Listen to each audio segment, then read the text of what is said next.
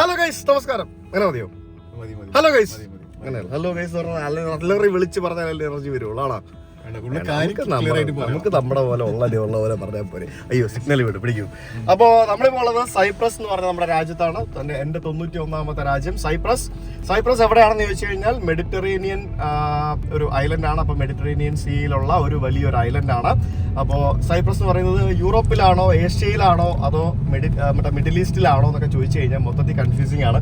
ഈ 3 ഭൂഖണ്ഡങ്ങളുടെയും മധ്യഭാഗത്തുള്ള ഒരു strategic ലൊക്കേഷനിലിരിക്കുന്ന European യൂണിയനിലുള്ള ഒരു രാജ്യമാണ് സൈപ്രസ്. ഈ രാജ്യത്തിന്റെ പകുതി തുർക്കിക്കാരുടെയിലാണ്. അതായത് തുർക്കിഷ് സൈപ്രസ് എന്നൊക്കെ വേണമെങ്കിൽ പറയാവുന്ന ഒരു സംഭവമാണ്. നമ്മൾ ഇന്ത്യ പാകിസ്ഥാൻ പോലെ ഒരു കോൺഫ്ലിക്റ്റ് നേരിടുന്ന ബ്രിട്ടീഷുകാർ ഇന്ത്യ വിട്ടപ്പോഴത്തേക്കിനും നമ്മളെ തമ്മിൽ അടുപ്പിച്ചിട്ട് തിരിച്ചു പോയ അതേ സ്ട്രാറ്റജി പയറ്റിയ ഒരു സ്ഥലമാണ് ഇവിടെ സൈപ്രസ്. അതിന്റെ കഥകളൊക്കെ ഞാൻ ഓൾറെഡി പറഞ്ഞു.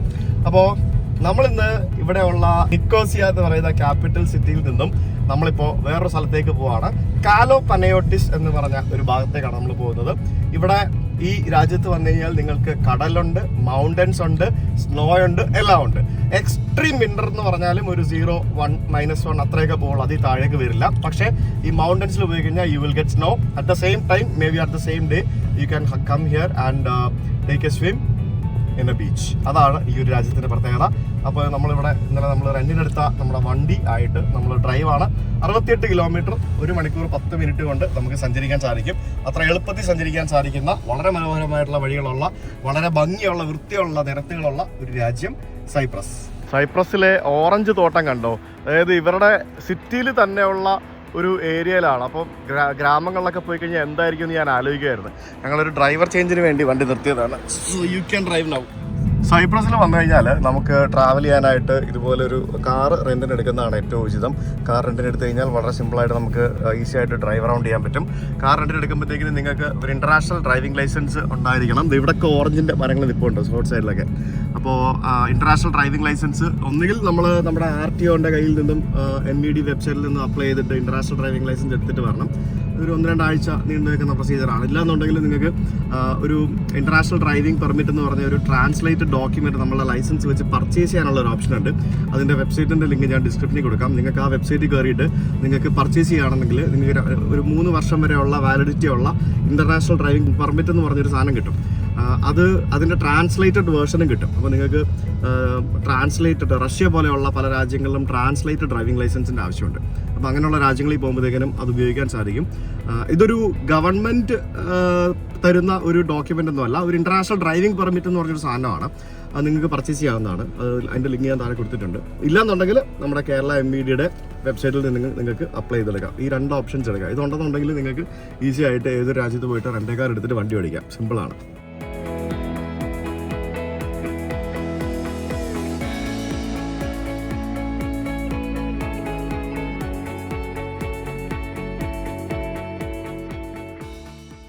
ഞങ്ങൾ പോകുന്ന വഴിക്ക് ഒരു സ്ഥലം കണ്ടപ്പോൾ നിർത്തിയാണ്. ഇന്ന് ആക്ച്വലി ഭയങ്കര ഒരു മൂടിയ കാലാവസ്ഥയാണ്.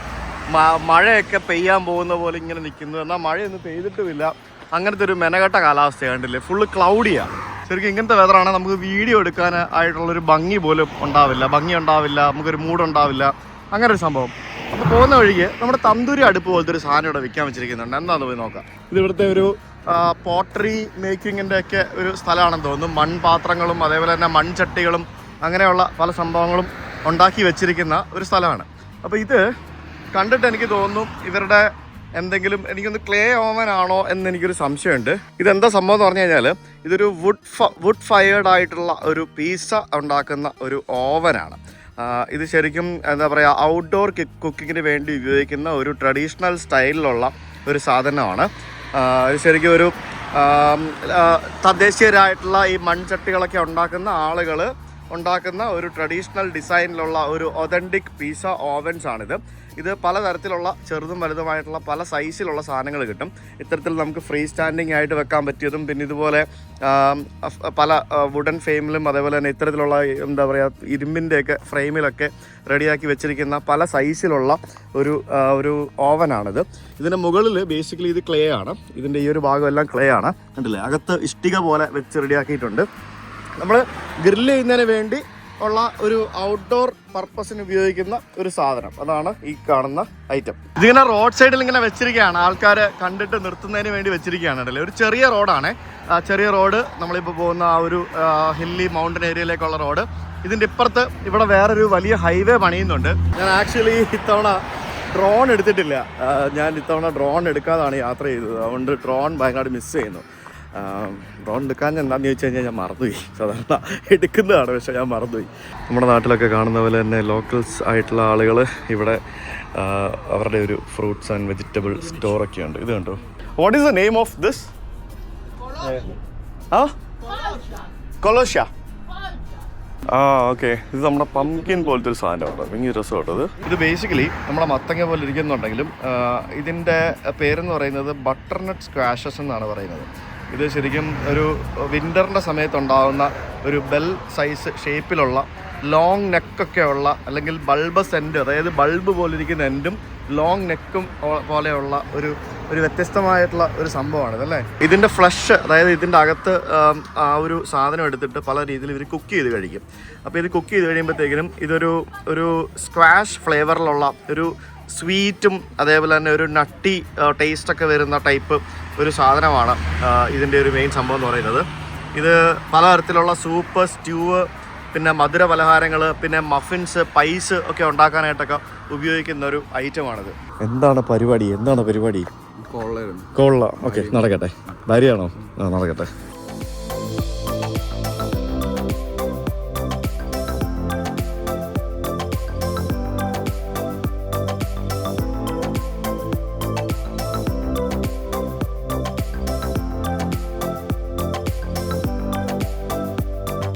നമ്മളിപ്പോൾ മല കയറി ഏതോ കാട്ടുവഴികളിൽ കൂടെ പോയിക്കൊണ്ടിരിക്കുകയാണ്.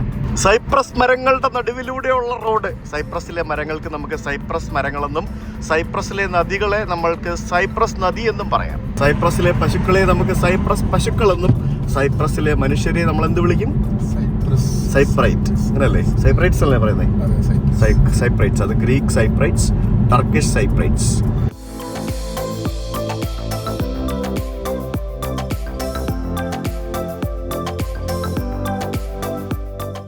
ഞങ്ങളിപ്പോൾ ഒരു മല കയറിക്കൊണ്ടിരിക്കുകയാണല്ലോ. ഇവിടെ വെറുതെ ബ്രോ, ഇത് നിർത്തിയ സ്ഥലമൊന്ന് നോക്കി ഇറങ്ങി.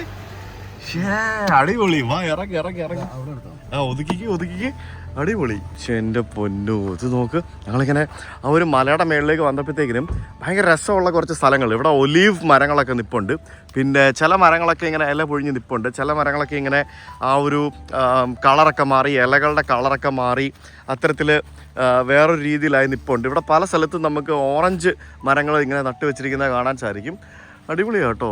നല്ല ഭംഗിയുള്ള ഒരു ഡിഫറെൻറ്റ് ടൈപ്പ് ഓഫ് ജോഗ്രഫിക്കൽ ഇതാണ് ഇവിടെ നമുക്ക് കാണാൻ സാധിക്കുന്നത്. ഒരു മലയും ബാക്കിയുള്ള സാധനങ്ങളെല്ലാം വേറൊരു നല്ല വെതർ ഒരു രക്ഷയില്ല. ഇവിടെ സമ്മറിൽ വരുമ്പോഴത്തേക്കിന് എക്സ്ട്രീം ഹോട്ടായിരിക്കും. ഒരു 40-45 ഡിഗ്രി സെൽഷ്യസ് ഒക്കെ പോകും. അതായത് നമ്മൾ ദുബായിലൊക്കെ ഉണ്ടാകുന്ന പോലെ തന്നെ ആ ഒരു ചൂട് വരും. മെഡിറ്ററേനിയൻ ആണല്ലോ. പക്ഷേ വിൻ്റർ ഈസ് സോ നൈസ്. അടുത്ത മാസം 0-ലേക്ക് എത്തുന്നത്. അടുത്ത മാസം ജനുവരി പകുതിയൊക്കെ ആകുമ്പോഴത്തേക്കിന് സൂപ്പർ മാൻ. അടിപൊളി ഒരു കിടിലൻ കാലാവസ്ഥ. അതായത് പ്രതീക്ഷിച്ചില്ല കേട്ടോ സൈപ്രസിന് ഇങ്ങനെ ഒരു മുഖം അല്ലേ. സൈപ്രസ് ഒരു രക്ഷയില്ല. ഞാനും ഇങ്ങനെയൊന്നും അല്ല എക്സ്പെക്ട് ചെയ്തത്. അതായത് ഇത് GCC ആണോന്ന് ചോദിച്ചു കഴിഞ്ഞാൽ എവിടേക്കും ഒരു GCC കൺട്രിയുടെ ഒരു ഫീല് ടച്ചൊക്കെ ആയിട്ട്, എന്നാൽ ഒരു യൂറോപ്യൻ കൾച്ചർ, അങ്ങനെ മൊത്തത്തിൽ ഒരു മിക്സഡ് സ്റ്റൈൽ, ഒരു കിടിലൻ സെറ്റപ്പ്. ഇവിടുത്തെ പോസ്റ്റൊക്കെ തടി പോസ്റ്റാണ്. നോക്കിയാൽ കണ്ടില്ലേ, തടിയുടെ പോസ്റ്റ്. നമ്മുടെ നാട്ടിലൊക്കെ മണ്ണുണ്ടായിരുന്ന പോലെ തന്നെ ഉള്ള തടിയുടെ പോസ്റ്റുകളാണ് ഇവിടെ പല സ്ഥലത്തും ഇതാ കാണുന്നത്. സൈപ്രസ് മരം തോന്നുന്നു. ആണല്ലേ? എല്ലാം സൈപ്രസ് മരങ്ങളാ. ഗ്രീക്ക് ദേവനെ കൂടെ ഒന്ന് കാണാൻ കിട്ടുമോ നമുക്ക്? ഗ്രീക്ക് ദേവനെ കൂടെ കിട്ടുകയാണെങ്കിൽ സൈപ്രസിന് ഒത്തിരി ചരിത്രമുണ്ട്. ഇതിൻ്റെ ചരിത്രം ഞാൻ പറയുന്നില്ല, നിങ്ങൾ വിക്കിപീഡിയ എടുത്ത് വായിച്ചു നോക്കിയാൽ മതി. ചരിത്രം പറയാൻ പോയി കഴിഞ്ഞാൽ പുരാതന കാലം മുതൽ ഉള്ള ചരിത്രമുണ്ട്. ഏൻഷ്യൻ്റ് ഗ്രീക്ക് ദേവന്മാരുടെ കഥകൾ പറയാനുണ്ട്. അപ്പോൾ അങ്ങനെ ഒട്ടേറെ ചരിത്രങ്ങളും പറയാൻ പറ്റുന്ന ഒരു രാജ്യം കൂടിയാണ് Cyprus. So it's something different. ഞാൻ നേരത്തെ പറഞ്ഞില്ലേ, നമ്മുടെ സൈപ്രസിന് ഒരു ചെറിയ ഒരു ഇന്ത്യ പാകിസ്ഥാൻ പ്രശ്നങ്ങളൊക്കെ ഉള്ളതുപോലെ തന്നെ ബ്രിട്ടീഷുകാർ പണി കൊടുത്തിട്ട് പോയൊരു സ്ഥലമാണെന്നുള്ളത് അതിലേക്ക് വരാം. സൈപ്രസ് എന്ന് പറയുന്നത് ശരിക്കും യൂറോപ്പിലെ കിഴക്കൻ മെഡിറ്ററേനിയൻ കടലിൽ സ്ഥിതി ചെയ്യുന്ന ഒരു ചെറിയ ദ്വീപ് രാഷ്ട്രമാണ്. ചെറുതാണെന്ന് വെച്ച് കഴിഞ്ഞാൽ അത്ര ചെറുതൊന്നുമല്ല, നമ്മൾ കരീബിയൻ പോലെ പോയത് അത്രയും ചെറുതൊന്നുമല്ല, അത് അത്യാവശ്യം വലിയൊരു രാജ്യം തന്നെയാണ്. ഭൂമിശാസ്ത്രപരമായിട്ട് ഇത് ഏഷ്യയുടെ അടുത്താണെന്നുണ്ടെങ്കിൽ പോലും ഇത് ഇവിടുത്തെ രാഷ്ട്രീയമായിട്ടും അതേപോലെ തന്നെ സാംസ്കാരികമായിട്ടുമുള്ള എല്ലാ സംഭവങ്ങളും യൂറോപ്പിൻ്റെ ഭാഗമാണ്. യൂറോപ്യൻ യൂണിയൻ അംഗരാജ്യം കൂടിയാണ് സൈപ്രസ് എന്ന് പറയുന്നത്. ഇവരുടെ തലസ്ഥാനം എന്ന് പറയുന്നത് നിക്കോഷ്യ എന്ന് പറഞ്ഞ സ്ഥലമാണ്. അവിടെയാണ് നമ്മൾ താമസിക്കുന്നതും നമ്മുടെ ചേച്ചിയുടെ വീടൊക്കെ അവിടെയാണ്. അവിടെ നിന്നാണ് നമ്മൾ സ്റ്റാർട്ട് ചെയ്തതൊക്കെ. ഗ്രീക്ക് ഭാഷയാണ് ഇവിടെ ഏറ്റവും കൂടുതലായിട്ട് ഉപയോഗിക്കുന്നത്. ടർക്കിഷ് ഭാഷ സംസാരിക്കുന്ന ആൾക്കാരുണ്ട്. ഒരുമാതിരി മിക്ക ആളുകൾക്കും ഇംഗ്ലീഷ് ഭാഷ അത്യാവശ്യം കൈകാര്യം ചെയ്യാൻ അറിയാവുന്ന ആൾക്കാരാണ്. യൂറോ ആണ് ഇവരുടെ ഒരു മെയിൻ കറൻസി എന്ന് പറയുന്നത്. വടക്കൻ സൈപ്രസിൽ ടർക്കിഷ് ലിറ ഉപയോഗിക്കുന്നുണ്ട്. അതെന്തുകൊണ്ടാണെന്നും ഞാൻ വരുന്ന വഴിക്ക് പറയാം. ഇവരുടെ മെയിൻ ഒരു സാമ്പത്തിക ഒരു റവന്യൂ എന്ന് പറയുന്നത് ടൂറിസം, പിന്നെ അതേപോലെ തന്നെ ഷിപ്പിംഗ്, പിന്നെ ഫിനാൻഷ്യൽ സർവീസസ്, റിയൽ എസ്റ്റേറ്റ്, അതൊക്കെയാണ് ഇവിടുത്തെ ഒരു മെയിൻ എക്കണോമിയുടെ ഭാഗമായിട്ടുള്ളൊരു സംഭവം എന്ന് പറയുന്നത്. ഈ ഒരു രാജ്യം വിഭജിക്കപ്പെട്ട അവസ്ഥ എന്ന് പറഞ്ഞു കഴിഞ്ഞാൽ തെക്കൻ സൈപ്രസ് എന്ന് പറയുന്ന, അല്ലെങ്കിൽ നമ്മളിപ്പോൾ ഉള്ള ഇവരുടെ ആ ഒരു സൈപ്രസ്, ശരിക്കും റിപ്പബ്ലിക് ഓഫ് സൈപ്രസ് എന്നാണ് പറയുന്നത്, അല്ലെങ്കിൽ നോർത്തേൺ സൈപ്രസ് എന്നൊക്കെ പറയും. പക്ഷേ ഇവിടത്തുകാരോട് പോയിട്ട് നോർത്തേൺ സൈപ്രസ് എന്നും അല്ലെ പിന്നെ ഈ പറഞ്ഞ പോലെ ടർക്കിഷ് സൈപ്രസ് എന്നൊക്കെ പറഞ്ഞു കഴിഞ്ഞാൽ ചിലപ്പോൾ അവർ തെറി വിളിക്കും, അല്ലെങ്കിൽ അടി കിട്ടും. കാരണം അവർ പറയുന്നത് സൈപ്രസ് ഒന്നേ ഉള്ളൂ, സൈപ്രസ് നമ്മുടെ ഇന്ന് അടിച്ചു മാറ്റിയതാണ് എന്നൊക്കെയാണ് അവർ പറയുന്നത്. ശരിക്കും വാസ്തവമാണ്. അപ്പോൾ നമ്മളിപ്പോൾ ഉള്ള ആ ഒരു സൈപ്രസ് എന്ന് പറയുന്ന ആ ഒരു രാജ്യം യൂറോപ്യൻ യൂണിയൻ്റെ അംഗമാണ്. ഇതൊരു രാജ്യമാണ്, ലോകം എല്ലാവരും അംഗീകരിച്ച ഒരു രാജ്യമാണ് സൈപ്രസ് എന്ന് പറയുന്നത്. നേരെ മറിച്ച് തുർക്കിഷ് അധീനതയിലുള്ള ആ ഒരു വടക്കൻ സൈപ്രസ് അല്ലെങ്കിൽ നോർത്തേൺ സൈപ്രസ് എന്ന് പറയുന്നത് ആ രാജ്യം അംഗീകരിച്ചിട്ടുള്ളത് തുർക്കിയും പാകിസ്ഥാനും മാത്രമാണ്. തുർക്കിയും പാകിസ്ഥാനും ഓർത്തോണം, തുർക്കിയും പാകിസ്ഥാനും. കാരണം തുർക്കിയും പാകിസ്ഥാനും തമ്മിലുള്ള ബന്ധമൊക്കെ നമ്മൾ ഈ ഇടയ്ക്ക് കുറച്ച് വിവാദങ്ങളൊക്കെ ഉണ്ടായ സമയത്ത് നമ്മൾ അറിഞ്ഞതാണ് അല്ലേ. അപ്പോൾ ആ ഒരു തുർക്കിയും പാകിസ്ഥാനും മാത്രമാണ് ആ നോർത്തേൺ സൈപ്രസിനെ അംഗീകരിച്ചിട്ടുള്ളത്. ആ നോർത്തേൺ സൈപ്രസിൽ ഒരു എയർപോർട്ടുണ്ട്. അത് അവിടെ നിന്ന് ആകെ ഓപ്പറേറ്റ് ചെയ്യുന്ന ഫ്ലൈറ്റ്സ് എന്ന് പറയുന്നത് തുർക്കി എന്ന് പറഞ്ഞ രാജ്യത്തേക്ക് മാത്രമേ ഉള്ളൂ. വേറെ ഒരു രാജ്യത്തേക്കും അവിടെ നിന്ന് ഫ്ലൈറ്റ്സ് ഓപ്പറേറ്റ് ചെയ്യാൻ പറ്റില്ല. കാരണം അത് ലോക രാജ്യങ്ങൾ ആരും അംഗീകരിച്ച ഒരു ഇൻ്റർനാഷണൽ എയർപോർട്ടും അല്ല. നിങ്ങൾക്ക് ഡയറക്റ്റ് അവിടേക്ക് വരണമെന്നുണ്ടെങ്കിൽ തുർക്കിയിൽ നിന്ന് മാത്രമേ വരാൻ പറ്റുള്ളൂ. പക്ഷേ നിങ്ങൾക്ക് അവിടെ വന്ന് ഇറങ്ങിക്കഴിഞ്ഞാൽ നിങ്ങൾ ഇങ്ങോട്ടേക്ക് വരാൻ പറ്റത്തില്ല. നിങ്ങൾ ഇവിടെ വന്നിറങ്ങിയാൽ നിങ്ങൾക്ക് അവിടെ പോയിട്ട് തിരിച്ച് വരാൻ സാധിക്കും. പക്ഷേ നിങ്ങൾക്ക് ഇവിടെ ഇറങ്ങിയിട്ട് ഇവിടെ നിന്ന് അവിടെ പോയിട്ട് അവിടെ നിന്ന് തുർക്കിയിലേക്ക് ഫ്ലൈ ചെയ്യാൻ പറ്റത്തില്ല. ഈ സൈപ്രസിലുള്ള ആളുകൾക്ക് തുർക്കിയിലേക്ക് പോകണമെന്നുണ്ടെങ്കിൽ ഇവർക്ക് ഗ്രീസിൽ പോയിട്ട് ഗ്രീസിൽ നിന്നും തുർക്കിയിലേക്ക് പോകാൻ പറ്റും. അവിടെയുള്ള ആളുകൾക്ക് തുർക്കിയിൽ പോകണമെന്നുണ്ടെങ്കിൽ അവിടെ നിന്ന് മാത്രം പോകാൻ പറ്റും. അങ്ങനെ മൊത്തത്തിൽ ഇങ്ങനെ കോംപ്ലിക്കേറ്റഡ് അവസ്ഥയിൽ കിടക്കുന്ന ഒരു രാജ്യമാണ്. നമ്മുടെ കൊസോവയിലൊക്കെ നമ്മൾ പോയില്ലേ, അപ്പോൾ സെർബിയയും കൊസോവയും തമ്മിലുള്ള ആ ഒരു കോൺഫ്ലിക്റ്റ് എങ്ങനെയാണോ അതേപോലെ തന്നെയാണ് ഇവിടെ സൈപ്രസും ഈ പറഞ്ഞ തുർക്കിഷ് അധിനിവേശ സൈപ്രസും തമ്മിലുള്ള കോൺഫ്ലിക്റ്റ്. നമ്മുടെ നിക്കോഷ്യ എന്ന് പറയുന്ന ഇവരുടെ ആ ഒരു രാജ്യ തലസ്ഥാനം ഉണ്ടല്ലോ, ലോകത്തിലെ തന്നെ ഏക വിഭജിക്കപ്പെട്ട രാജ്യ തലസ്ഥാനം ഏതാണെന്ന് ചോദിച്ചു കഴിഞ്ഞാൽ അത് നിക്കോഷ്യയാണ്. കാരണം ആ രാജ്യ തലസ്ഥാനമാണ് ഇവരുടെയും അവരുടെയും രാജ്യ തലസ്ഥാനം എന്ന് പറയുന്നത്. അപ്പോൾ ഇവിടെ എങ്ങനെ പരിപാടി എന്നൊക്കെ ഞാൻ പറയാം. 1974 തുർക്കി സൈനിക ഇടപെടലിന് ശേഷമാണ് ഈ ഒരു വിഭജനം നിലവിൽ വന്നത്. ഇപ്പോൾ 1947 നമുക്ക് ഇന്ത്യ മഹാരാജ്യം ഉണ്ടായി. നമ്മുടെ ആ ഒരു വിഭജനമൊക്കെ നടന്നതുപോലെ തന്നെ 1974 തിരിച്ചിട്ടാൽ മതി, 74 ഇവിടുത്തെ വിഭജനം നടന്നത്. ശരിക്കും ഇവിടെ ഈ ഗ്രീസ്, തുർക്കി, സൈപ്രസ് ഈ 3 രാജ്യങ്ങൾ തമ്മിലുള്ള ഈ ഒരു ത്രികോണ ബന്ധം കുറച്ച് സംഘർഷപൂരിതമായിട്ടുള്ള ഒരു പ്രശ്നം നടക്കുന്നൊരു സ്ഥലമാണ്. പക്ഷേ എന്നിരുന്നാലും അങ്ങനെ എപ്പോഴും വെടിവെപ്പോ അല്ലെങ്കിൽ ഇന്ത്യ പാകിസ്ഥാൻ അടിയിടി പോലെ അങ്ങനത്തെ പ്രശ്നങ്ങളൊന്നുമല്ല. മൊത്തത്തിൽ വേറെ രീതിയിലുള്ള പ്രശ്നങ്ങളാണ്. ഈ ഐക്യരാഷ്ട്രസഭ അതായത് UN പലതവണ സമാധാന ശ്രമങ്ങൾ നടത്തിയിട്ടുണ്ടെങ്കിലും ബേസിക്കലി അത് പരാജയപ്പെട്ടിട്ടുണ്ട്. ഇവിടെ UN ഇടപെട്ടിട്ടാണ് ഇവിടെ ഇപ്പോൾ നിലവിൽ ഇപ്പോഴത്തെ ഒരു അവസ്ഥയിൽ കാര്യങ്ങൾ മുന്നോട്ട് കൊണ്ടുപോകുന്നത്. ശരിക്കും ഈ ഒരു പ്രശ്നം കാരണം ടൂറിസത്തിലും അതേപോലെ തന്നെ റിയൽ എസ്റ്റേറ്റിലും ഒക്കെ അമിതമായിട്ട് ഈ 2 രാജ്യങ്ങളും ഈ 2 സ്ഥലങ്ങളും ആശ്രയിക്കുന്നുണ്ട്. പിന്നെ ഇവിടെ അത്യാവശ്യം കുഴപ്പമില്ലാത്തൊരു എക്കണോമി ആയതുകൊണ്ട് ഈ മിഡിൽ ഈസ്റ്റിൽ നിന്നും ആഫ്രിക്കയിൽ നിന്നൊക്കെ അഭയാർത്ഥികളുടെ ഒരു വലിയ ഒരു ഒഴുക്ക് തന്നെ ഈ രാജ്യത്തേക്ക് വരുന്നുണ്ട്. പിന്നെ ചെറിയ രാജ്യമായതിനാൽ ഇവിടെ ആകെ ഒരു 1 മില്യൺ, അതായത് 10 ലക്ഷത്തിൽ താഴെ ആൾക്കാർ മാത്രമേ ഈ രാജ്യത്ത് ജനസംഖ്യയുള്ളൂ. പിന്നെ ഈ സൈപ്രസിന് ചുറ്റുമുള്ള കടലുകളിൽ ധാരാളം നാച്ചുറൽ ഗ്യാസ് റിസർവ്സ് കണ്ടെത്തിയിട്ടുണ്ട്. ശരിക്കും ടർക്കിയും ഈ പറഞ്ഞ ഈ ഒരു കാര്യത്തെ സംബന്ധിച്ച് ചെറിയ ചെറിയ പ്രശ്നങ്ങളൊക്കെ നടക്കുന്നുണ്ട് ടർക്കിയും ഗ്രീസും തമ്മിൽ. അപ്പോൾ ഈ ഒരു കാര്യത്തിലും ഇവിടെ ചില പ്രശ്നങ്ങളൊക്കെ ഉണ്ട്. ശരിക്കും ഒരു സാധാരണ ഒരു മെഡിറ്ററേനിയൻ കാലാവസ്ഥ എന്നൊക്കെ പറയുന്നൊരു സംഭവമാണ്. വളരെ ചൂടുള്ളൊരു വേനലുണ്ട് ഇവിടെ. പിന്നെ വെള്ളക്ഷാമം വലിയൊരു പ്രശ്നമാണ്. ഇവിടെ മഴ പെയ്യുന്നുണ്ട് അത്യാവശ്യം നന്നായിട്ട്. ആ മഴ പെയ്യുന്നതുകൊണ്ടാണ് അത്യാവശ്യം വെള്ളം കുഴപ്പമില്ലാത്ത രീതിയിൽ പിടിച്ചു നിൽക്കുന്നത്. പിന്നെ പൊതുവെ സുരക്ഷിതമായിട്ടുള്ളൊരു രാജ്യമാണ്. വലിയ പ്രശ്നങ്ങളൊന്നുമില്ല. വളരെ സൗഹൃദപരമായ ജനങ്ങളാണ്, വളരെ ഫ്രണ്ട്ലി ആയിട്ടുള്ള ആൾക്കാരാണ്, ഇവിടെ ടൂറിസ്റ്റ് ഫ്രണ്ട്ലി ആണ്, വളരെ ശാന്തമായിട്ടുള്ള ജീവിതം ആസ്വദിക്കുന്ന ആളുകളാണ്. പിന്നെ യൂറോപ്പിലേക്കുള്ളൊരു പ്രവേശന കവാടമാണ്. പിന്നെ ഡിജിറ്റൽ നോമാഡ്സ്, അതേപോലെ റിട്ടയർമെൻറ്റ് ലൈഫൊക്കെ ആസ്വദിക്കുന്ന ആൾക്കാർ വളരെയധികം വന്ന് താമസിക്കാൻ ഇഷ്ടപ്പെടുന്ന ഒരു പ്രദേശം കൂടിയാണ് സൈപ്രസ് എന്ന് പറയുന്നത്. ചുരുക്കം പറഞ്ഞാൽ സൈപ്രസ് എന്ന് പറയുന്ന ഒരു വളരെ സുന്ദരമായിട്ടുള്ള ശാന്തമായിട്ടുള്ളൊരു യൂറോപ്യൻ ദ്വീപ് രാഷ്ട്രമാണെങ്കിലും ഈ രാജ്യവിഭജനം, പിന്നെ ഈ രാഷ്ട്രീയ സംഘർഷങ്ങൾ, പിന്നെ സാമ്പത്തിക പ്രശ്നങ്ങൾ, ഇതൊക്കെയുള്ള ആ ഒരു ചെറിയ വെല്ലുവിളികളൊക്കെ മാറ്റി നിർത്തി കഴിഞ്ഞാൽ this country is A really nice country എന്ന് പറയേണ്ടിയിരിക്കുന്നു. ഇനി സൈപ്രസ് എങ്ങനെ രണ്ടായിട്ട് വിഭജിച്ചു എന്ന് ഞാൻ പറയാം. ശരിക്കും പറഞ്ഞു കഴിഞ്ഞാൽ നമ്മുടെ ബ്രിട്ടീഷ് കോളനി കാലം മുതൽ ഇതിൻ്റെ കഥകൾ ആരംഭിക്കുകയാണ്. 1878 മുതൽ 1960 വരെയാണ് ഇവിടെ ബ്രിട്ടീഷുകാർ ഭരിച്ചിരുന്നത്. ആ ഒരു ദ്വീപിൽ പണ്ട് മുതലുണ്ടായിരുന്ന ഏകദേശം 80% വരുന്ന ആൾക്കാർ ഗ്രീക്ക് സൈപ്രിയോട്സും, അതേപോലെ തന്നെ 18% വരുന്ന ആൾക്കാർ ടൈഗ്രിഷ് സൈപ്രിയോട്സും ആയിരുന്നു. ഗ്രീക്ക് സൈപ്രിയോട്സ് ആഗ്രഹിച്ചിരുന്നത് ഗ്രീസ് രാജ്യത്തിൻ്റെ കൂടെ ലയിക്കുക എന്നുള്ളതായിരുന്നു. അതായത് ബ്രിട്ടീഷുകാർ ഇവിടെ വിട്ടുപോയ സമയത്ത് ഇത് ഗ്രീസിൻ്റെ കൂടെ ലയിപ്പിക്കുക എന്നുള്ളതായിരുന്നു ആ 80% വരുന്ന ഗ്രീക്ക് സൈപ്രിയോട്സിൻ്റെ ആവശ്യം. കാരണം അവർ ഗ്രീക്ക് വംശജരാണ്, അവർ സംസാരിക്കുന്ന ഗ്രീക്ക് ഭാഷയാണ്. അപ്പോൾ സ്വാഭാവികമായിട്ടും ഇത് ഗ്രീസിൻ്റെ കൂടെ ചേരണം എന്നുള്ള ആഗ്രഹമായിരുന്നു അവരുടെ. പക്ഷേ ടർക്കിഷ് സൈപ്രിയോട്സ് ഭയപ്പെട്ട്, അതായത് അവരുടെ അവകാശങ്ങളും ബാക്കിയുള്ള സംഭവങ്ങളൊക്കെ നഷ്ടമാകുമെന്ന് വിചാരിച്ച് അവർ ആ ഒരു കാര്യത്തെ ഭയപ്പെടുകയുണ്ടായി. പിന്നീട് 1960 സൈപ്രസ് ഒരു സ്വതന്ത്ര രാഷ്ട്രമായിട്ട് മാറി. ഗ്രീക്ക് പ്രസിഡന്റും ടർക്കിഷ് വൈസ് പ്രസിഡന്റും അധികാര പങ്കിടൽ എന്നുള്ള രീതിയിലാണ് അവിടെ ശരിക്കും ആ ഒരു സമയത്ത് ഉണ്ടായത്. പക്ഷെ ആ ഒരു ഭരണഘടന അവർ പ്രായോഗികമല്ലാതായി, ചെറിയ വിഷയങ്ങൾ പോലും ഈ ജാതി വൈരാഗ്യമായിട്ട് മാറുന്നൊരവസ്ഥയുണ്ടായി. കാരണം ഈ ഗ്രീക്ക് സൈപ്രിയോട്സ് 80% വരുന്ന ആൾക്കാർ ക്രിസ്ത്യാനികളും ബാക്കി വരുന്ന ആൾക്കാർ ടർക്കിഷ് സൈപ്രിയോട്സ് മുസ്ലിം മതവിശ്വാസികളുമാണ്. അപ്പോൾ ഒരു ഹിന്ദു മുസ്ലിം എന്നൊക്കെ പറയുന്ന ഒരു ക്രിസ്ത്യൻ മുസ്ലിം പ്രശ്നമാണ് ബേസിക്കലി ഇവിടെ ഉണ്ടാകുന്നത്. കാരണം ഈ ജാതിയുടെ പേരിലാണ് ഈ രാജ്യം വിഭജിക്കപ്പെട്ടതും, അതേപോലെ തന്നെ ജാതിയുടെ പേരിലാണ് ഇവിടെ പ്രശ്നങ്ങൾ ഏറ്റവും കൂടുതൽ ഉണ്ടാകുന്നത്. 1963-64 കാലഘട്ടങ്ങളിൽ ഇവിടെ ഒരു ഭരണഘടന മാറ്റാനായിട്ടുള്ള ഒരു ശ്രമം നടന്നപ്പോൾ വലിയൊരു ജാതി കലാപം ഉണ്ടായി. പിന്നെ ടർക്കിഷ് സൈപ്രിയോട്സ് പല പ്രദേശങ്ങളിൽ നിന്നും മാറ്റി പാർപ്പിക്കപ്പെട്ട ഒരു അവസരം ഉണ്ടായി. അപ്പോൾ ആ സമയത്താണ് UN സമാധാന സേന ഇവിടെ വന്ന് ഇടപെടുന്നത്. അവർ നിക്കോഷ്യ എന്ന് പറഞ്ഞ തലസ്ഥാനത്ത് വിഭജിച്ചിട്ട്, ആ തലസ്ഥാനം വിഭജിച്ച് രാജ്യം മൊത്തത്തിൽ വിഭജിച്ചിട്ട് ഇവിടെ ഒരു ഗ്രീൻ ലൈൻ ഉണ്ടാക്കി. അത് ശരിക്കും ഒരു നോമാൻസ് ലാൻഡ് പോലെ ഒരു ഗ്രീൻ ഏരിയ ഉണ്ടാക്കി. ആ ഒരു പ്രദേശം എന്ന് പറയുന്നത് ഒരു പർട്ടിക്കുലർ ഏരിയ ഇവരൊരു അതിർത്തിയായിട്ട് മാറ്റി. എന്നിട്ട് അതിനപ്പുറത്തേക്ക് നോർത്തേൺ സൈപ്രസ് ആക്കിയും ഇപ്പുറത്ത് റിപ്പബ്ലിക് ഓഫ് സൈപ്രസ് എന്നുള്ള രീതിയിലേക്കും ആക്കി മാറ്റി. അത് UN ആണ് അതിൻ്റെ പരിപാടികളെല്ലാം ചെയ്തത്. 1974 ആ ഒരു നിർണായക സംഭവം നടക്കുന്നത്. ഗ്രീസിൽ നിന്നുള്ള പിന്തുണയോടുകൂടി ഗ്രീക്ക് സൈപ്രോട്ട് എക്സ്ട്രീമിസ്റ്റ് ഇവിടുത്തെ സർക്കാരിനെ അട്ടിമറിക്കാൻ ശ്രമിച്ചു. സൈപ്രസിനെ ഗ്രീസുമായിട്ട് ലയിപ്പിക്കുക എന്നുള്ളതായിരുന്നു അവരുടെ ലക്ഷ്യം.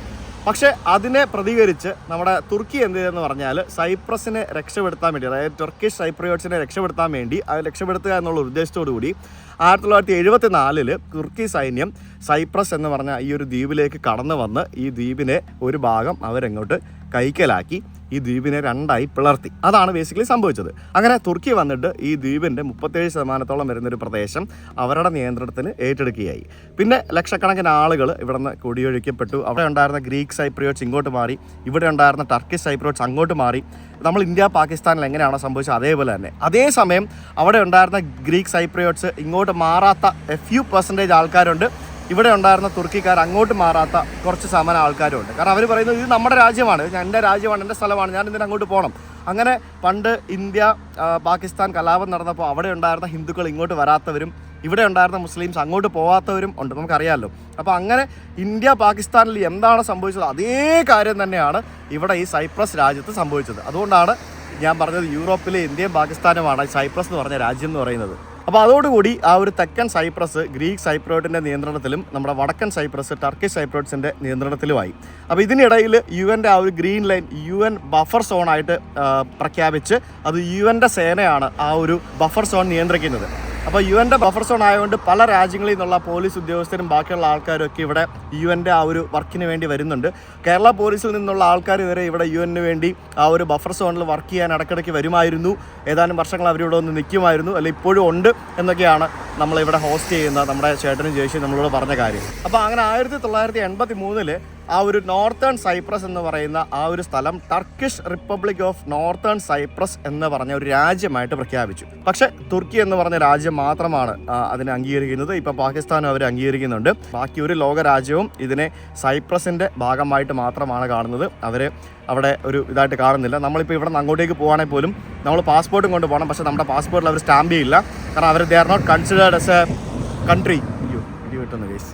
അപ്പോൾ നമുക്ക് പോകുമ്പോൾ നമുക്ക് പോയിട്ട് തിരിച്ചു വരാമെന്നുള്ളതേ ഉള്ളൂ. ഞങ്ങൾ അടുത്ത ദിവസം പോകുന്നുണ്ട്. ആ പോകുന്ന സമയത്ത് അവിടുത്തെ അവസ്ഥകൾ സ്ഥിതികളൊക്കെ ഞാൻ കാണിച്ചു തരാം.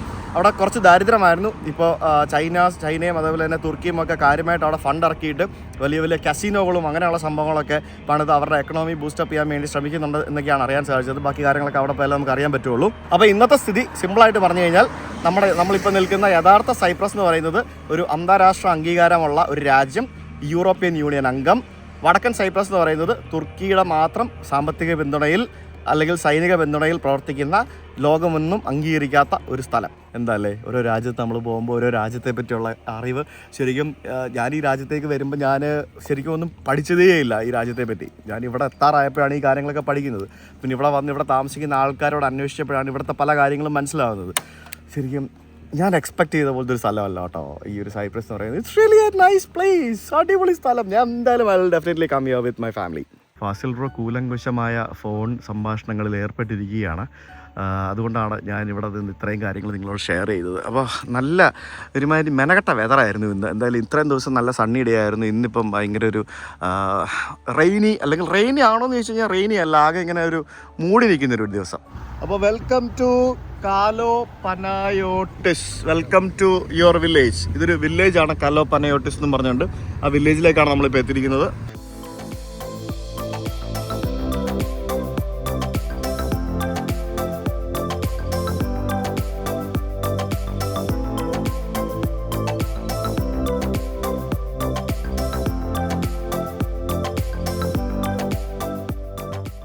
ഗൈസ് നമ്മൾ പെട്ടു ഗൈസ്.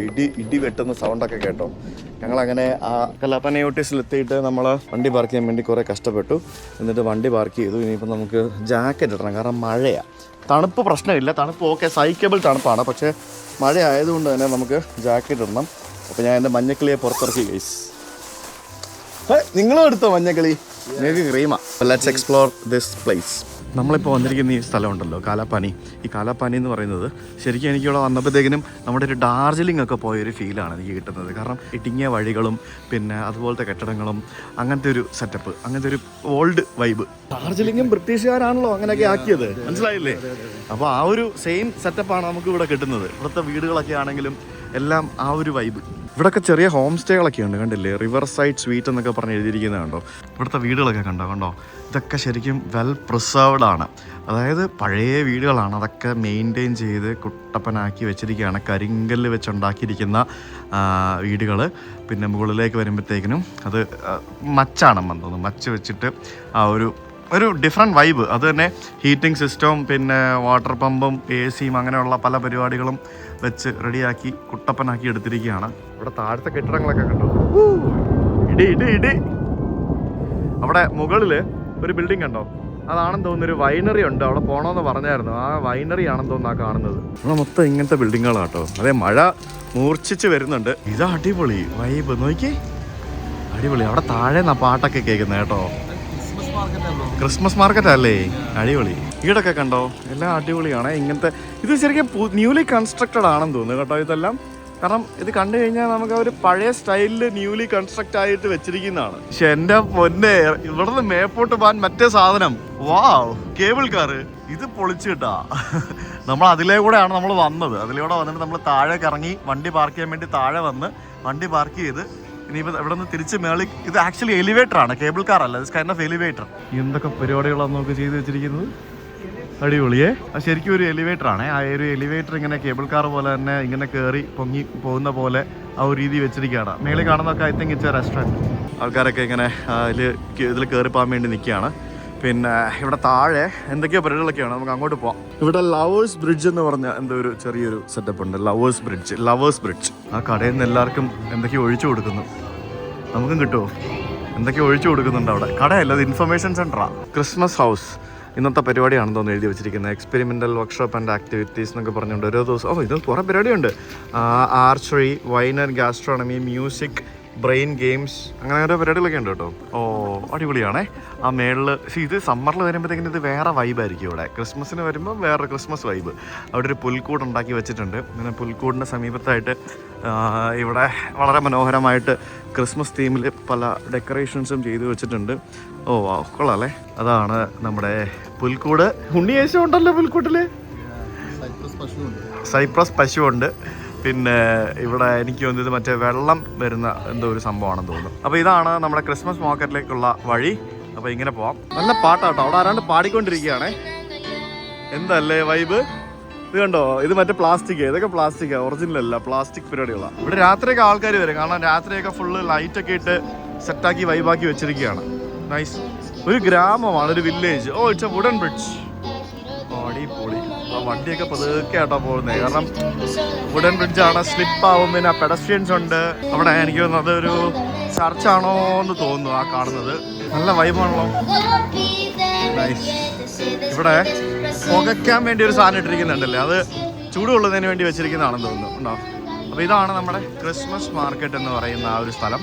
സോ ഇത് യൂറോപ്യൻ രാജ്യങ്ങളിൽ എല്ലായിടത്തും ഉണ്ടാകുന്ന ഒരു സംഭവമാണ് ക്രിസ്മസ് മാർക്കറ്റ് എന്ന് പറയുന്നത്. So people can actually come and shop. അപ്പോൾ ക്രിസ്മസ് മാർക്കറ്റിൽ എന്തൊക്കെയാണ് കിട്ടുന്നതെന്ന് ചോദിച്ചു കഴിഞ്ഞാൽ മിക്കതും ക്രിസ്മസ് റിലേറ്റഡ് ആയിട്ടുള്ള സ്റ്റഫ്സ് ഒക്കെ ആയിരിക്കും കിട്ടുക. എല്ലാം പിന്നെ ഇതുപോലുള്ള ക്യാൻഡീസ്, അങ്ങനെയുള്ള പരിപാടികൾ, ഹാൻഡ് മെയ്ഡ് ആയിട്ടുള്ള പ്രോഡക്ട്സ്, പിന്നെ ലോക്കൽ മാർക്കറ്റുകൾ, ലോക്കൽ ആളുകൾ ഉണ്ടാക്കുന്ന സാധനങ്ങൾ, അതുപോലുള്ള പല പല സാധനങ്ങൾ കിട്ടും. ഉണ്ടോ? അത് വേണ്ടോ? കൊള്ളാമല്ലേ ഇതൊക്കെ.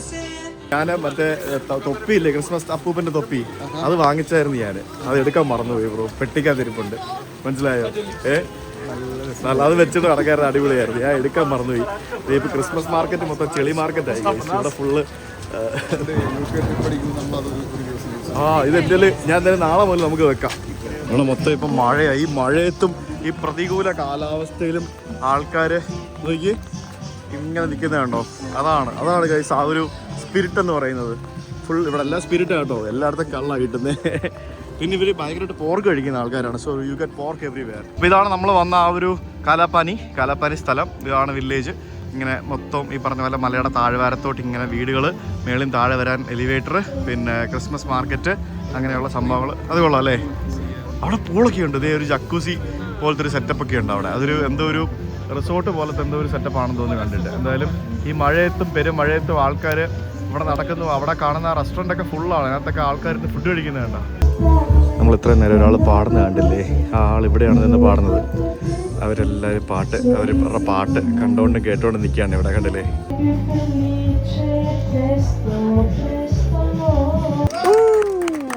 അടിപൊളിയായിരുന്നു കേട്ടോ. ക്രിസ്ത്യാനികൾ മാത്രമുള്ള ഒരു രാജ്യം.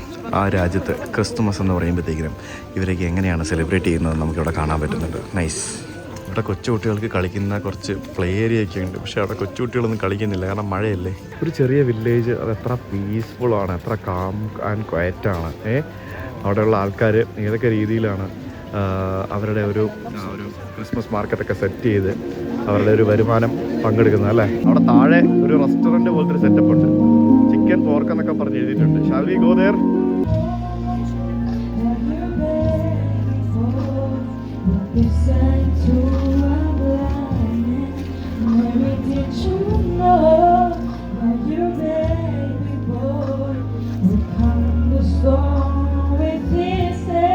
അങ്ങനെ ഫൈനലി ഫാസിൽ ബ്രോന് കോഫി കിട്ടിയിരിക്കുകയാണ്. ഇവിടെ കോഫി എസ്പ്രസോ ഷോർട്ട് അടിച്ച് കിണ്ടിയാവാൻ പോവാണ്. ഡെയിലി ഒരെണ്ണം വേണം. അടിപൊളി. ഞാനൊരു കോഫി പേഴ്സൺ അല്ല, ഞാൻ ചായ കുടിക്കാറുണ്ട്. നാട്ടിലാണെങ്കിൽ പാൽ ചായയും പുറത്താണെങ്കിൽ ഗ്രീൻ ടീയും കുടിക്കാറുണ്ട്. കോഫി അത്ര കുടിക്കും ചിലപ്പോൾ, അത്ര വലിയ താല്പര്യമില്ല. പക്ഷെ എൻ്റെ ഭാര്യ ഭയങ്കര കോഫി അഡിക്റ്റാണ്. രാവിലെ ഉച്ചക്ക് ഈവനിങ് 3-4 കോഫി കുടിക്കും. ശരി, ഓക്കെ. ആണല്ലേ? Very good. ഇതുള്ള സാധനം traditional cinnamon lemonade with rose leaves lemonade. What is it? Is it for the coffee? No? Are you selling it? No, You make some drink. Syrup. Do you make some drink with it? Yes. Okay. Fine. Okay. ഇച്ചിരി ഉണ്ടാവുള്ളൂ? ഇച്ചിരി ഉണ്ടാവുള്ളൂ. കുറച്ചേ ഉള്ളൂ അല്ലേ? പക്ഷെ വലിയ glass ആണല്ലോ. 5 രൂപ ഉള്ളൂ അല്ലേ? 2 Yeah. 100 ml ആണ് ഗൈസ് വെള്ളം. അതായത് ഇത് കാപ്പിയുടെ കോൺസെൻട്രേറ്റ് അല്ലേ? അല്ലേ? ഇത് ഒറ്റ വലി കുടിക്കുമോ? ടക്കിലടിക്കുന്നവരാണോ? അങ്ങനല്ല, സിപ്പാണല്ലേ? ഞാൻ ഇത് കുടിക്കാറില്ല ഗൈസ്. Very good, nice. എനിക്ക് ഭയങ്കര ഇഷ്ടമായി. എൻ്റെ ഇതാണ് എൻ്റെ സാധനം. അഹമ്മദ് ടീ ഉണ്ടോ? അഹമ്മദ് ടീ. അഹമ്മദ് ടീ ആണല്ലോ ഇവിടെ.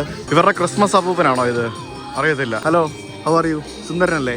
എൻ്റെ കൂടെ നിങ്ങൾ ഫോട്ടോ ഒക്കെ എടുത്ത് ഗൈസ്. ഫുൾ പാട്ടും നല്ല പൊളി വൈബാ കേട്ടോ. കിടില സ്ഥലം. ഇങ്ങോട്ട് ഡ്രൈവ് ചെയ്ത് വരുമ്പോഴത്തേക്കിനും ഇവിടെ ഇതുപോലത്തെ ഒരു സെറ്റപ്പ് ഉണ്ടാവുമെന്ന് എനിക്ക് ഒരു പ്രതീക്ഷയില്ലായിരുന്നു. പക്ഷേ അതുകൊണ്ട് ഇവിടെ ഇപ്പോൾ ആൾക്കാരൊക്കെ വരുന്നതേ ഉള്ളൂ ഇപ്പോഴും. കണ്ടില്ലേ?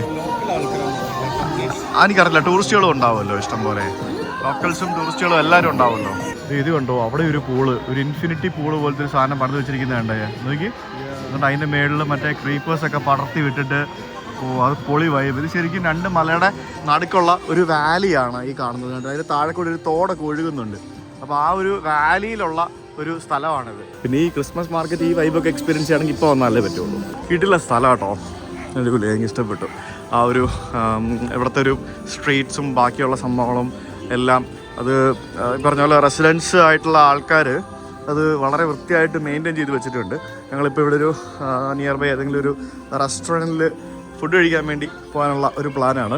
നമ്മളോരോ വില്ലേജസ്, ഓരോ ഗ്രാമങ്ങളും വൃത്തിയാക്കി ഇടുന്തോറും അവിടെയൊക്കെ ആളുകൾ ഇങ്ങനെ, ടൂറിസ്റ്റുകൾ ഇങ്ങനെ വരും. നോക്കി, ഇതൊക്കെ കണ്ട എന്ത് ഭംഗിയല്ലേ?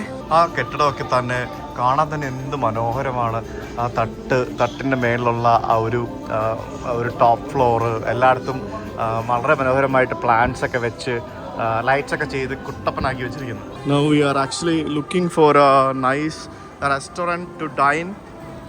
ബഗ്ഗിയൊക്കെ ഉണ്ടല്ലോ ഇടയ്ക്ക്. ഇതൊക്കെ ഹോട്ടലാണ്. ഇത് കണ്ടില്ലേ നോക്കിയേ? സ്പായൊക്കെ ഉണ്ട് ഇവിടെ. കിടിലൻ സ്പാ അല്ല, കിടിലൻ സ്പാ അല്ല, കിടിലൻ ഹോട്ടൽ. സ്പായുടെ പേരാണോ? എന്താ സ്പായുടെ പേര്? എന്താ മിറിയ. എനിക്ക് ഇത് കാണുമ്പോഴത്തേക്കിനും എനിക്കിപ്പോൾ ഓർമ്മ വരുന്നത്, നമ്മൾ ഇറ്റലിക്ക് ഉള്ളിലൊരു രാജ്യം ഉണ്ടല്ലോ, സാൻ മറീനോ. പോയിട്ടുണ്ടോ? ആ, സാൻ മറീനോ ഡിറ്റോ ഏകദേശം ഇതുപോലൊക്കെ തന്നെയായിരുന്നു. നമ്മൾ ഇറ്റലിക്ക് അടുത്ത് തന്നെയാണ്. We are almost near to Italy. അപ്പോൾ അവിടെ സാൻ മറീനോ നമ്മൾ പോയപ്പോഴും ഇതുപോലത്തെ കുറച്ച് സ്ട്രീറ്റ്സ് ഒക്കെ നമ്മൾ കണ്ടിട്ടുണ്ടായിരുന്നു. ഇതൊക്കെ നമുക്ക് മുകളിലേക്ക് കയറി പോകാവുന്ന വഴികളാണ്. ദൈവം അതിനിടയ്ക്കൂടെ കാറൊക്കെ എടുത്തുകൊണ്ട് വരുന്നത്. കിടില വൈബാണ്. അത് അവിടെ ഒരു പള്ളിയുണ്ട്. ഇത് പൊളിച്ച് കിടില സ്ഥലം. ഇവിടെ നല്ല ഒരു ബ്ലൂ സ്കൈ ഒക്കെ ആയിട്ടുള്ളൊരു ഫീലായിരുന്നെങ്കിൽ ഒന്ന് ആലോചിച്ച് നോക്കി എന്ത് ഭംഗിയായിരിക്കും എന്നുള്ളത്. ആ ഒരു ഏരിയ കാണാനായിട്ട് ഈ ഒരു സ്ഥലം കാണാൻ നല്ല രസമല്ലേ? ഈ ചെടി ഉണ്ടല്ലോ, പോയിസെറ്റിയാന്ന് അതിൻ്റെ പേര്. ഇത് ഞാൻ ആക്ച്വലി എൻ്റെ വീട്ടിൽ, എൻ്റെ ഫ്ലാറ്റിൽ കൊണ്ട് വെച്ചതാണ്. പക്ഷേ നമ്മൾ വാങ്ങിച്ചുകൊണ്ട് പോയി 1 മാസത്തിനുള്ളിൽ കരിഞ്ഞു പോകും. കാരണം നമ്മുടെ നാട്ടിൽ ചൂടാണല്ലോ. തണുപ്പത്ത് നിൽക്കുന്ന ഒരു സാധനമാണ്. അവിടെ നിൽക്കുന്നുണ്ട്, അതൊക്കെ പോയിസെറ്റിയാണ് നിൽക്കുന്നുണ്ടല്ലേ. പോയിസെറ്റിയ എന്ന് പറഞ്ഞ സാധനമാണ്. ഇത് റെസ്റ്റോറൻ്റ് അല്ലായിരുന്നോ? നല്ല കത്തിയായിരിക്കും, എന്നാലും നമുക്കൊന്ന് ട്രൈ ചെയ്താലോ? We will try. ഇത് ഇവിടെ നല്ല സെറ്റപ്പാട്ടോ. ചേച്ചി പറഞ്ഞ പോലെ ഇവിടെ എല്ലാവരും ഔട്ട്ഡോർ ഡൈനിങ് ഇഷ്ടപ്പെടുന്ന ആൾക്കാരാണ്. അങ്ങനെ ഞങ്ങളിവിടെ ഒരു നല്ലൊരു കിടിലൻ വ്യൂ ഉള്ള ഒരു റെസ്റ്റോറൻറ്റിൽ വന്നിരുന്ന് നമ്മളൊരു മുസാക്ക ഓർഡർ ചെയ്തു. ഇത് ശരിക്കും ഇവിടുത്തെ മുസാക്ക എന്ന് പറയുന്നത് ഇതൊരു ഗ്രീക്ക് സ്റ്റൈൽ ഐറ്റമാണ്. ഇത് വെജിറ്റേറിയൻ ആണ് ഞങ്ങൾ പറഞ്ഞിരിക്കുന്നത്. കാരണം നോൺ വെജ് പറഞ്ഞു കഴിഞ്ഞാൽ അതിനകത്ത് പോർക്ക് ഉണ്ടാവും, പിന്നെ വേറെ പല മീറ്റ് ഉണ്ടാവും, നമ്മൾ കഴിക്കാത്ത മീറ്റൊക്കെ ഉണ്ടാവും. അപ്പോൾ ഇത് ബേസിക്കലി എന്താ സംഭവം എന്ന് പറഞ്ഞാൽ ഇതൊരു ഗ്രീക്ക് സ്റ്റൈൽ ഫുഡാണ്. ഇതിനകത്ത് വഴുതനങ്ങയാണ് ഇതിൻ്റെ മെയിൻ ഇൻഗ്രീഡിയൻറ്റ്, വെജിറ്റേറിയൻ ആയതുകൊണ്ട്. വഴുതനങ്ങ, പിന്നെ വേറെ എന്തൊക്കെയോ സാധനങ്ങളൊക്കെ ഉണ്ട്, ബ്രിഞ്ചാൾ, പിന്നെ എന്തൊക്കെയോ പരിപാടികളൊക്കെ ഉണ്ട്. ഇത് ബേസിക്കലി ഇച്ചിരി ഹെവിയാണ്. പിന്നെ ചീസൊക്കെ ഉണ്ടെന്ന് തോന്നുന്നു അല്ലേ? ചീസാണ് അതിൻ്റെ മെയിൻ സാധനം. ഭയങ്കര ഹെവി ഫുഡാണ്. നമ്മൾ ലസാനയൊക്കെ കഴിക്കുന്ന പോലെ തന്നെയുള്ള മറ്റൊരു ഡിഫറൻറ്റ് സാധനം. ഇതിങ്ങനെ ഈ പറക്കുന്ന കേട്ടോ. പൊന്നു, മൊത്തം വഴുതനങ്ങയാണ് ബ്രോ, വെജിറ്റേറിയൻ പറഞ്ഞുകൊണ്ട്. ഇതിന് 18 യൂറോ ആണ് ഈ ഫുഡിൻ്റെ കോസ്റ്റ് എന്ന് പറയുന്നത്. ഇതിനകത്ത് വേറെ കുറേ സാധനങ്ങളൊക്കെ ഉണ്ട്, കണ്ടില്ലേ എനിക്ക്? അടിപൊളി. എന്താ ലുക്കല്ലേ? ടേസ്റ്റ് ഉണ്ടോ? കഴിച്ചു നോക്കി. കടലയൊക്കെ ഇട്ടിട്ടുണ്ട്. അടിപൊളി. എങ്ങനെയുണ്ട്? കൊള്ളാണോ? കൊള്ളാം. ഈ റെസ്റ്റോറൻറ്റിൽ ഫുഡ് കൊണ്ട് തരുന്ന ഒരാളെ പരിചയപ്പെട്ടു. പുള്ളി നേപ്പാളിയാണ്. വേറൊരാളെ പരിചയപ്പെട്ടു. ഞാൻ വിചാരിച്ചു, are you from Cyprus? No, I am from Romania. ഇനി ഈ റെസ്റ്റോറൻറ്റ് നടത്തുന്ന വലിയ ഇന്ത്യക്കാരനുമായിരിക്കും. മിക്കവാറും നേപ്പാളിയായിരിക്കും. നേപ്പാളിയോ ഇന്ത്യക്കാരനോ വല്ലതും ആയിരിക്കും. അതായത് ഇവിടെ ആകെ കുറച്ച് ആൾക്കാരല്ലേ ഉള്ളൂ. സോ പലയിടത്തും പോകുമ്പോഴും നമുക്ക് ഇങ്ങനെയുള്ള സ്ഥലത്ത് ചിലപ്പോൾ ഫുഡ് ഉണ്ടാക്കിയിരിക്കുന്നത് വേറെ ഏതെങ്കിലും നാട്ടുകാരനായിരിക്കും, ഇവിടുത്തുകാരനായിരിക്കും. ആണല്ലേ? ഇന്ത്യൻ ടേസ്റ്റ് ഉണ്ടോ? ഇല്ല. കാരണം ഞാൻ വെജിറ്റേറിയൻ ആയതുകൊണ്ട് ഞാൻ ചോദിച്ചതാണ്. ഞാൻ ഇവിടെ ഇഷ്ടം പോലെ വെജിറ്റേറിയൻസ് ഉണ്ടല്ലോ. ഏതാ? വെജോ? അടിപൊളി. ഇവിടെ വരുമ്പോൾ ഇവിടുത്തെ ഫുഡ് ട്രൈ ചെയ്യണ്ടേ? അല്ലേ? ഞങ്ങൾ ഇവിടുന്ന് ഫുഡെല്ലാം കഴിച്ച് കഴിഞ്ഞ് എണീറ്റപ്പോഴത്തേക്കിനും സമയം വൈകി എന്ന് പറഞ്ഞാൽ 4 മണിയാവുന്നേ ഉള്ളൂ. നേരെ ഇരുട്ടി 4:45. അപ്പോൾ അവിടെ ആ ക്രിസ്മസ് മാർക്കറ്റൊക്കെ ആക്ച്വലി നല്ല ലൈറ്റപ്പ് ഒക്കെ ചെയ്ത് നല്ല വൈബായി, അടിപൊളിയായി. ശരിക്കും അവിടെ അതിൻ്റെ മേളിലുള്ള ആ ഒരു വൈനറിയിൽ ഞങ്ങൾക്ക് പോകണമെന്നുണ്ട്. അത് അടച്ചോന്നറിയില്ല. അടച്ചെങ്കിൽ പോകാൻ പറ്റില്ല. നമുക്ക് പോയി നോക്കാം എന്തായാലും, നോക്കട്ടെ എങ്ങനെ അവസ്ഥ എന്നുള്ളത്. ഇല്ലാന്നുണ്ടെങ്കിൽ we may have to go back now. നല്ല വൈബായിരുന്നു കേട്ടോ. ഈ റെസ്റ്റോറൻറ്റും നല്ല അടിപൊളി വൈബായിരുന്നു, എനിക്ക് ഇഷ്ടപ്പെട്ടു. നൈസ്. പെട്ടെന്ന് ഇരുട്ടിയല്ലോ. നമ്മുടെ ഉണ്ണിയേശോ ശരിക്കും ഇപ്പോൾ വെക്കുമോ? ഇല്ലല്ലോ, ക്രിസ്മസ് കഴിഞ്ഞിട്ടല്ലേ ഉണ്ണിയേശനെ വെക്കുള്ളൂ? അറിയില്ലല്ലോ. പുൽക്കൂട്ടിൽ ക്രിസ്മസ് കഴിഞ്ഞിട്ടല്ലേ ഉണ്ണിയേശനെ വെക്കുന്നത്? എനിക്കറിയത്തില്ല കേട്ടോ അങ്ങനെ പരിപാടി എന്നുള്ളത്. ആ ലിഫ്റ്റ് ഇങ്ങനെ ഇടയ്ക്കിടയ്ക്ക് മേലോട്ടും വരുന്നുണ്ട്. നമ്മളിപ്പോൾ വണ്ടി ഇട്ട സ്ഥലത്തേക്ക് കുറച്ചധികം നടക്കാനുണ്ട്. വൈകിട്ടായിട്ട് എന്ത് ക്രൗഡാണെന്നറിയോ? നോക്കി, എന്തോരോ ആൾക്കാരാ, ഇന്ത്യക്കാരും ഉണ്ട് ഇഷ്ടം പോലെ. നമ്മൾ അവസാനം കറങ്ങി തിരിഞ്ഞ് ആ പാലത്തെ കൂടെ തന്നെ വണ്ടി ഓടിച്ച് പോവാണ് ഗൈസ്. നമ്മളെ ഈ ഇത് 1 വേ ആണ്. അപ്പോൾ ഇതിലൂടെ, പക്ഷെ ഇത് കാണിക്കുന്ന വഴി ക്രിസ്മസ് മാർക്കറ്റിന്റെ അകത്തൂടെ ആണല്ലോ.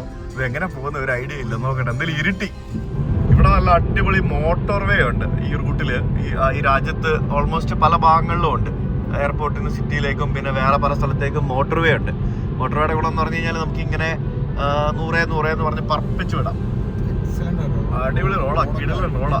നമ്മൾ ഏകദേശം 1.5 മണിക്കൂറല്ലേ ട്രാവൽ ഇറങ്ങിയിട്ട്. അടിപൊളി അല്ലേ? അടിപൊളിയാ. കേരളത്തിലെ പോലെ. ഞങ്ങളുടെ ഫസ്റ്റ് ഡേ മഴയായിരുന്നെങ്കിലും സംഭവം എൻജോയ് ചെയ്തല്ലേ. പോകുന്ന നേരം ഞങ്ങൾ ഒന്ന് ഡൗട്ടായി ഞങ്ങള് എന്തായിരിക്കും സംഭവിക്കാൻ പോകുന്നത്. പക്ഷെ അവിടെ ചെന്നിട്ട് പ്ലേസ് വാസ് റിയലി ഗുഡ്. എനിക്കത് പ്രോപ്പറായിട്ട് എത്രത്തോളം നിങ്ങളെ കാണിക്കാൻ പറ്റിയെന്ന് എനിക്കറിയില്ല. But it was good. നല്ല സ്ഥലമായിരുന്നു. ഇറങ്ങിക്കും.